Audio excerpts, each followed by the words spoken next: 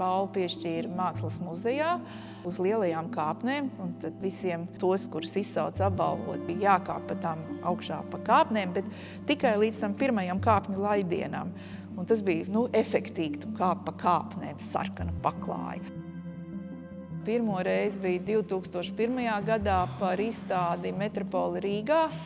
Metropole Rīga kopā ar Frančesku Kirki. Pēc tam mēs veidojām kopā ar Sandru Krastiņu un Juri Petraškevicu grāmatu Laikmetu liecinieki par Mākslinieku savienības glezniecības kolekciju. Un grāmatu saņēma balvu. Un tad daba vide cilvēks. Ceremonija nebija tāda ar šovu elementiem.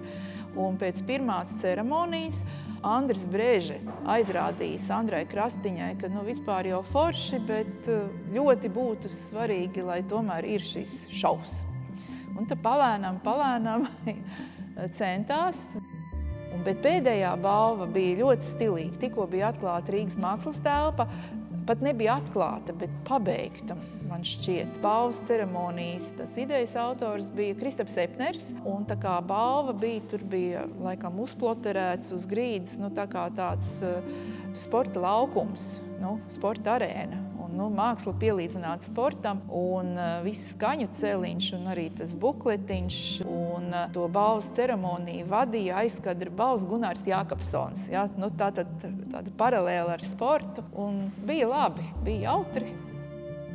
Balvas veidoja tie mākslinieki, kas iepriekšējā gadā saņēma balvu, un viņi izdomāja kaut kādu to piemiņas formātu dažādu. Un tai pēdējā reizē, un man šķiet, tas bija viss monumentālākais, jo Ģirds Muižnieks, gleznotājs, un visiem par lielu pārsteigumu viņš vēlējās, lai balva ir ar svaru un tāda tradicionāla. Tā bija bronza, tāda bronzas plakete ar tipisko Ģirds gleznoja tās acis, beibes un ar tādu aci emaljētu un ļoti tāda smaga un liela.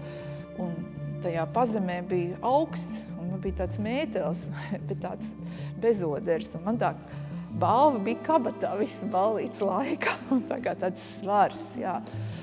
Bet forši un patīkam, jā. Tā balva par Metropole Rīga bebītes ir mazmeitai, viņa ar viņu spēlējās.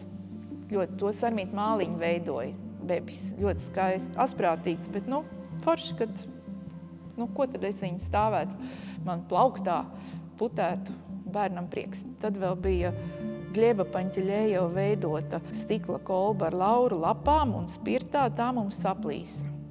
Un vispār ar zīmīgi galerijā stāvēja balva Mākslinieku savienības galerijā, un tad tur sākās tie nejaukumi.